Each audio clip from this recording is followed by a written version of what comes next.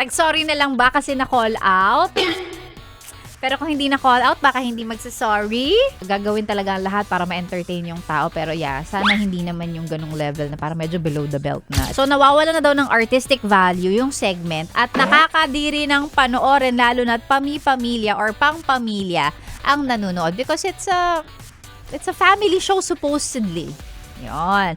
Napansin din ng netizens na tila walking on eggshells or takot ang ilang staff at co-hosts kay Vice Ganda. Bawal na siyang biruin pero siya ay may malayang makapang-okray at makapagbuga ng tubig sa iba katulad nung ginawa niya.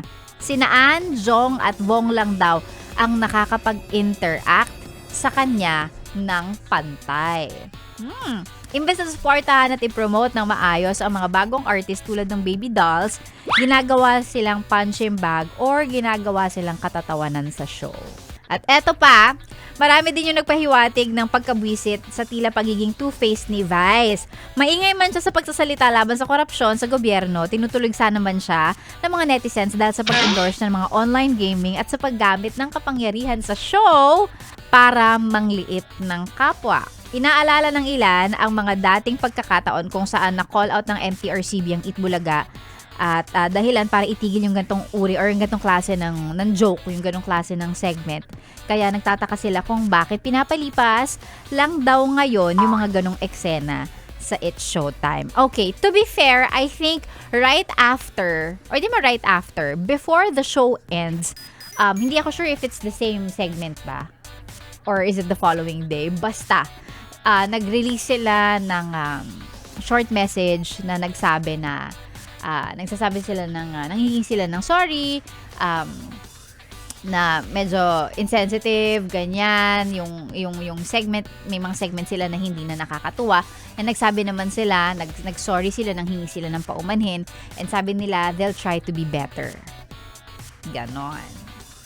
So, ano masasabi nyo doon? Nag-sorry na lang ba kasi na-call out? Pero kung hindi na-call out, baka hindi magsasorry. At yung sorry ba, itaos puso?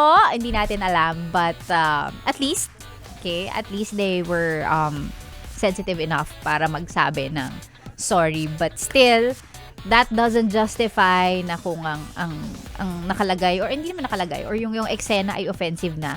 Parang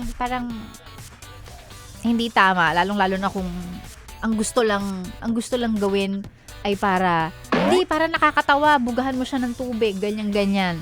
Mag-joke ka ng ganito, ganyan. Yeah, I understand, 'di ba? Gagawin talaga ang lahat para ma-entertain yung tao, pero yeah, sana hindi naman yung ganung level na para medyo below the belt na. At saka medyo parang nakakahiya naman. 'Di ba? Parang on national TV.